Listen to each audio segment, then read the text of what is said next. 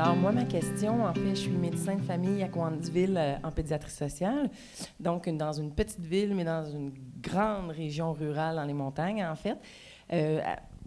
Puis par intérêt personnel, parce que ça fait une dizaine d'années que je constate, puis j'aimerais ça que un des quatre puisse me répondre. C'est quoi votre vision de l'esthétisme et la santé, en fait? Parce que, tu sais, les organismes communautaires, quand on recherche l'argent, on essaie de trouver ce qui est le moins cher, mais souvent, c'est pas super beau. Puis, on a toujours l'impression que les gens défavorisés ou les enfants pauvres, ben ils habitent dans des choses pas belles. Puis, à quelque part, je suis convaincue qu'il y a un lien, puis je ne sais pas s'il y a des études qui l'ont prouvé. Donc, l'esthétisme, l'impact sur la santé des gens, en fait. Je ne sais pas comment tu définis l'esthétisme, mais je pense au quartier montréalais, puis ce qu'on documente de plus en plus.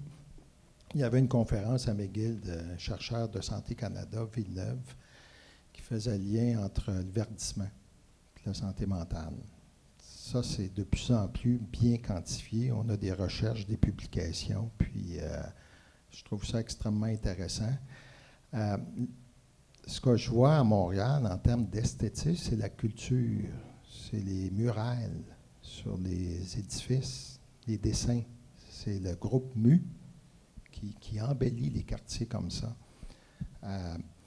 Ce qu'on pousse beaucoup avec la Ville de Montréal puis le plan de développement durable, c'est mettre beaucoup plus de culture dans les quartiers. L'embellissement des cultures, l'embellissement des quartiers passe par la culture, passe par le dessin, passe par même des œuvres d'art.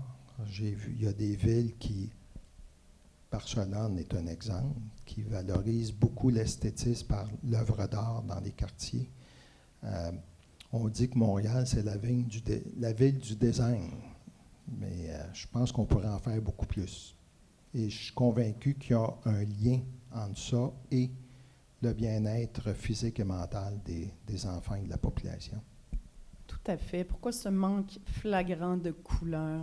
Franchement, ça, je me le demande depuis longtemps aussi. Pourquoi on est dans le gris, puis dans le gris, puis dans le gris? Juan? Je peux rebondir sur la question de l'esthétique qui est très importante.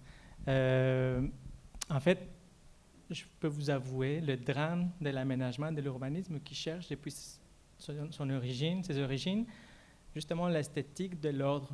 On cherche à ordonner, à régulariser.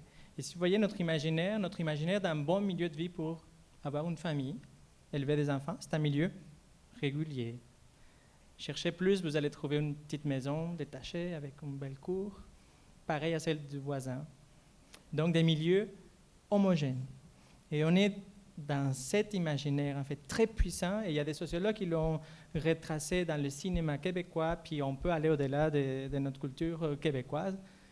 Et très puissante cette image, c'est une esthétique de l'uniformité. Or, quand je disais tout à l'heure qu'un milieu compact est avant tout un milieu riche, c'est un milieu diversifié, c'est une esthétique complètement différente. C'est l'esthétique justement du dépareillé, de la différence des couleurs, de quelque chose qu'on peut juger, prime abord, comme laid, mais qui offre dans sa laideur aussi des très belles opportunités pour se l'approprier, pour se différencier, pour construire une identité, pour s'identifier, peut-être dans un processus de développement aussi, quand les enfants grandissent. C'est sûr qu'on peut s'identifier à la cour, puis à la petite balançoire, quand on a 6 ans, mais à 12, ben, au contraire, on veut se détacher de ça.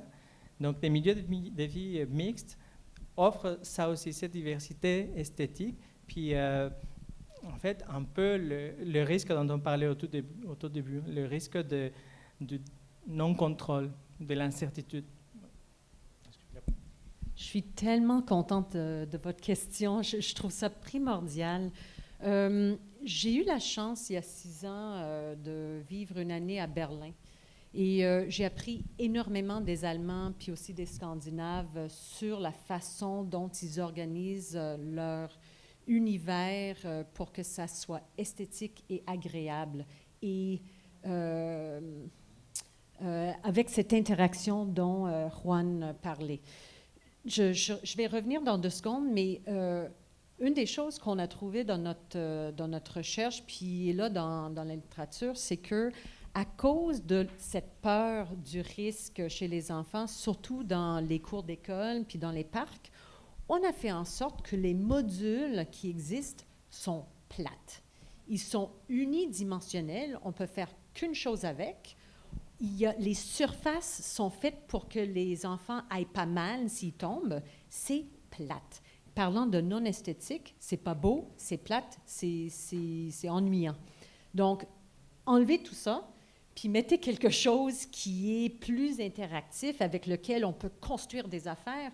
Regardez les parcs qui existent à Berlin, c'est hallucinant. Les parcs intègrent dans chacun des parcs l'eau, le sable et des modules qui sont toutes faits avec des matériaux naturels, donc du bois, multi-utilisation. On apprend la science avec ça, on apprend à grimper différemment. C'est hallucinant. J'avais un enfant de 5 ans à cette époque-là, puis je ne m'en venais pas comment sa vie était différente. Mais les enfants sortent sales des parcs à tous les jours et ils ne sont pas toujours trouvables parce qu'effectivement, les parcs sont très grands. Ils créent exprès des endroits où les enfants peuvent se cacher. C'est pas, à mon avis, c'est pas du rocket science. Donc, de ce côté-là, je pense que c'est primordial, ce que vous soulevez. C'est vrai qu'on peut le faire. En plus, c'est moins cher. Mais, tout à fait, mais les municipalités peuvent craindre des poursuites. Et les compagnies d'assurance peuvent imposer aussi des normes. Et les architectes de paysages sont très concernés par cette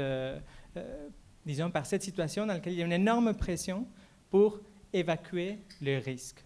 En fait, je voulais revenir aussi à cette utilisation des données probantes dont on parle depuis ce matin.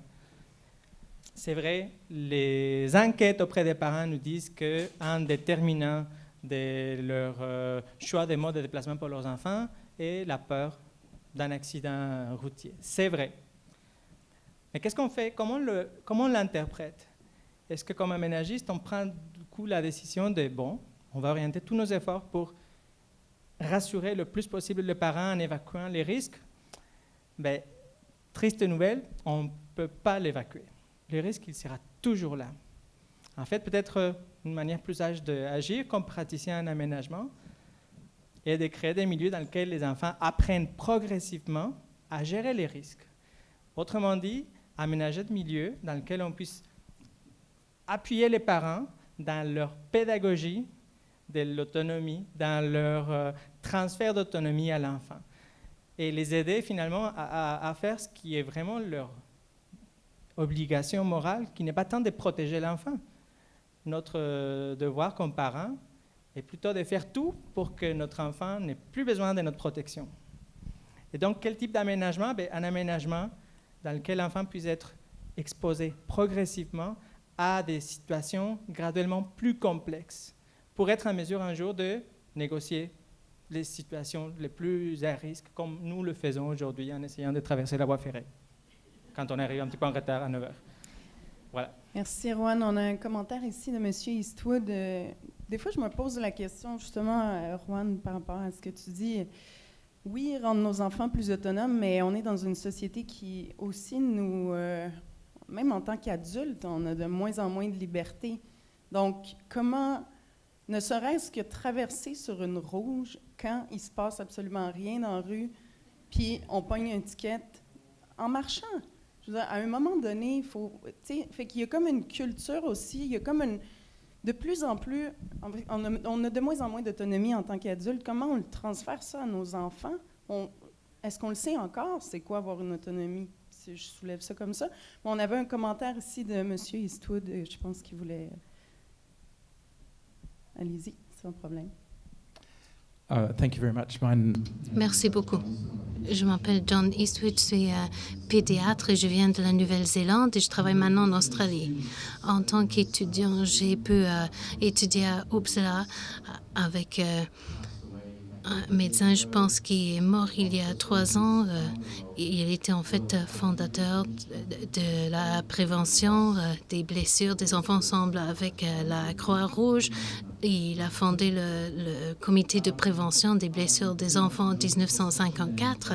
J'ai vraiment pu en profiter de cette discussion et je pense que Juan a déjà dit beaucoup de ce que je voulais dire pendant que j'étais en train de perdre mes écouteurs.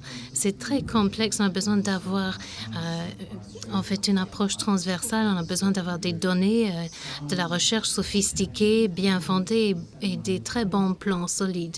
Parce que quand vous avez dit Juan, c'est possible de le faire, mais jamais à 100%, je pense. J'ai observé plusieurs pays, plusieurs juridictions, comme on dit en Australie, où on peut créer des espaces, où on peut appliquer aussi les séances de développement et pas juste les séances d'urbanisme. On peut créer ces espaces qui sont sécuritaires pour un enfant de 3 ans.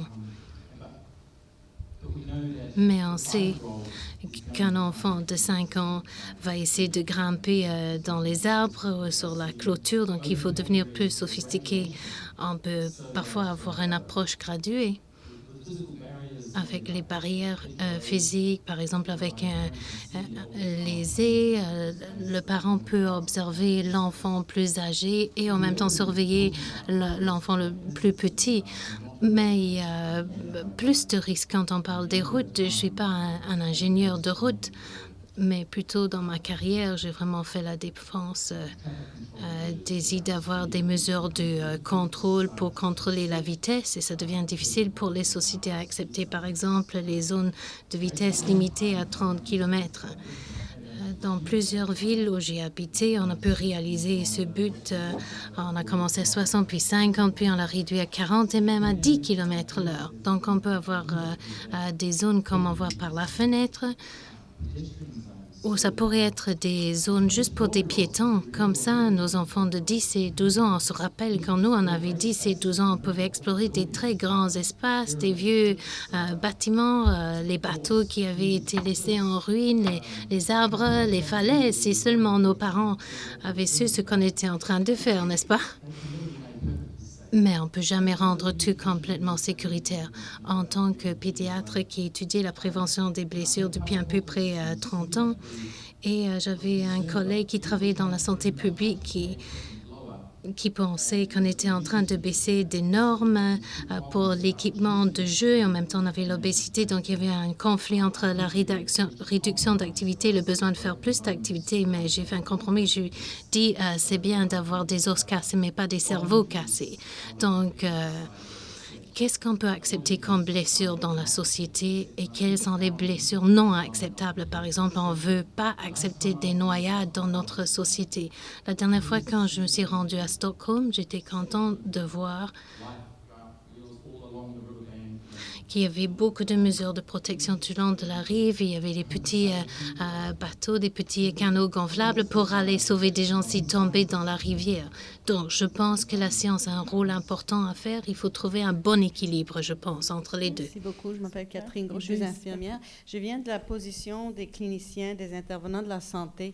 Qu'est-ce qui se passe? Qu'est-ce qui arrive quand cette mère où l'enfant a tombé, qui a cassé un bras? How do the health professionals respond? Et quelle est la réponse des professionnels de la santé quand la mère arrive et quand les parents se rendent à la salle d'urgence? Vous n'auriez pas dû faire ça. You weren't watching your child enough. Vous vous êtes pas bien occupé de votre enfant, donc on se blâme. On a peur aussi d'être jugé par les autres. On peut faire des choses pour aider nos intervenants de la santé de comprendre que c'est normal d'avoir des blessures. C'est normal. Et comme vous dites, it's a broken arm, it's a broken... C'est juste un bras cassé ou une jambe cassée. Je pense qu'on peut faire beaucoup plus de travail avec les intervenants on the front lines dans le système. Oui, tout à fait.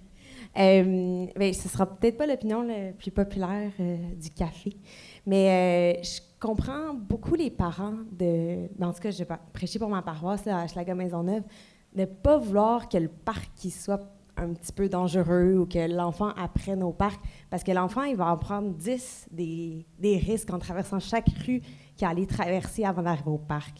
Donc, il y a comme déjà, j'ai l'impression que j'ai la misère à l'exprimer, là, mais je comprends le parent de vouloir que le parc soit hyper sécuritaire puis hyper aseptisé, parce que dans des quartiers comme Hochelaga-Maisonneuve, les risques sont partout. Je fais aussi de l'obstétrique puis hospitalisation en pédiatrie. Et puis, il y avait un petit garçon qui, on nous a annoncé qu'il allait avoir un garçon en orthopédie, donc là, je ne m'en chargeais pas, mais fracture, chute à vélo. Une fois qu'il s'en vient, ils nous disent « Ah, il est aveugle ». Là, les infirmières « Hein, ça n'a pas de bon sens, il est aveugle, une fracture, les parents sont inconscients ». Puis là, moi, j'ai dit « Ben, il n'est peut-être pas aveugle complètement, puis tant mieux, s'il a eu l'opportunité de faire du vélo, c'est extraordinaire. C'est-à-dire qu'il a dépassé ses limites. Alors, ça dépend de quelle façon on le voit. On peut trouver qu'ils ont été responsables, qu'on peut voir qu'il a donné une belle opportunité, puis que cet enfant-là est capable de dépasser ses limites, en fait.